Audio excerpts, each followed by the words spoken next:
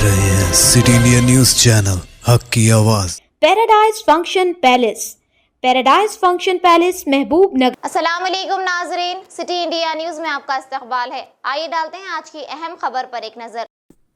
Jadcherla railway station road पर वाक़े R K function hall में आज कांग्रेस पार्टी के इंतखाबी जलसे आम का इनेकाद अमल में आया।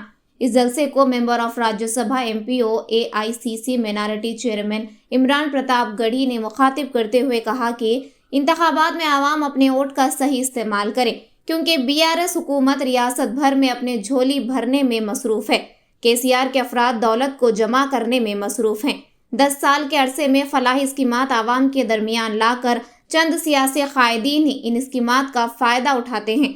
इमरान प्रताप गढ़ी ने अपने मुखातिबत में बारहा दोहराते हुए कई मिसालों के जरिए हवाला देते हुए कहा कि आवाम अगर KCR को वोट देते हैं तो मोदी हुकूमत को तक़वियत देने की मुमासिल है। उन्होंने कहा कि चंद्रशेखर राव अपने फर्जंद को चीफ मिनिस्टर की सीट पर बिठाने के लिए नरेंद्र मोदी वजीर आजम का साथ दे रहे हैं। आवाम कांग्रेस पार्टी के लिए अपना कीमती वोट देंगे तो कांग्रेस पार्टी के रुकन असम्बली कामयाब होंगे और आने वाले MP इलेक्शन में भी कांग्रेस पार्टी के मंशूर में दिए गए जमानतों की अमलावारी पर 6 जमानतों पर मुश्तमिल मंशूर में दिए गए जमानत पर जरूर बजरूर अमल होगा।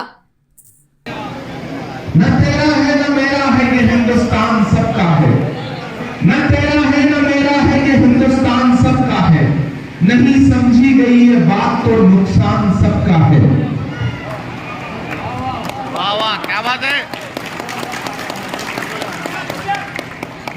जरचल्ला वालों, आने वाली 30 नवंबर को आपको अपने घरों से बाहर निकलना है और तेलंगाना के मुस्तकबिल का फैसला करना है।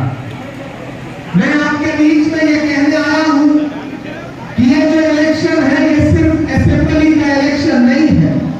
मेरी माँ बहनों में खास तौर से आपसे मुखातिब होकर के ये बात कह रहा हूं कि आने वाली 30 नवंबर को जब आप वोट देने जाएंगी तो ये मत सोच के जाइएगा कि आप सिर्फ एक MLA चुनने जा रहे हैं। आप ये मत समझना कि आप सिर्फ तेलंगाना की सरकार चुनने जा रहे हैं। आपको ये सोच करके अपने घर से निकलना है कि ये तेलंगाना का इलेक्शन नहीं है, बल्कि 2024 का सेमीफाइनल है। पूरे देश की नजरें तेलंगाना के इलेक्शन पर है। एक तरफ वो हुकूमत है जो पिछले 10 साल से आपको सिर्फ और सिर्फ झूठ और जुमले दे रही है।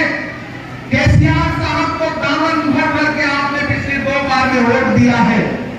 उन्होंने आपसे वायदे किए कि आपको 12% रिजर्वेशन देंगे। मिला क्या? मिला क्या? दूसरा उन्होंने वादा क्या किया कि आपको डबल बेडरूम देंगे। उधर KCR साहब ने अपना बंगला तो बना लिया, अपने बच्चों का महल तो बना लिया, लेकिन आपको डबल बेडरूम के नाम पे सिर्फ और सिर्फ झूठ और धोखा मिला।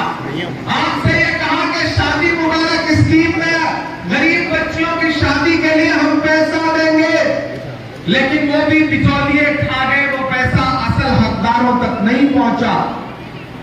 मैं तेलंगाना में खड़ा होकर कह रहा हूं कि आपके आबाओ अजदाद की वो जमीनें जिन पर आपका हक है, यानी कि औकाफ की जमीनें, इसी तेलंगाना में 77,000 एकड़ औकाफ की जमीनें हैं, जिसमें से तकरीबन 60,000 एकड़ जमीनें लूट ली गई, बेच दी गई। लेकिन जब अक़लियत के लोग KCR से मुतालबा करते हैं कि हमारी जमीनें कहां हैं, तो उन जमीनों को जांच कराने के बजाय KCR साहब ने औकाफ के दफ्तर में ताला लगवा दिया। वक्फ बोर्ड के जितने पेपर थे उनको न जाने कहां ले जाकर के रख दिया, ताकि आप अपनी जमीनों की पड़ताल न कर सके, जांच न कर सके। कहां सोए हैं KCR, कहां सोया है चौकीदार। ये हमारा भाई है ना, इसे जिताइए। आज तक सियासी महफिल में आपके बीच में आया हूं, लेकिन आप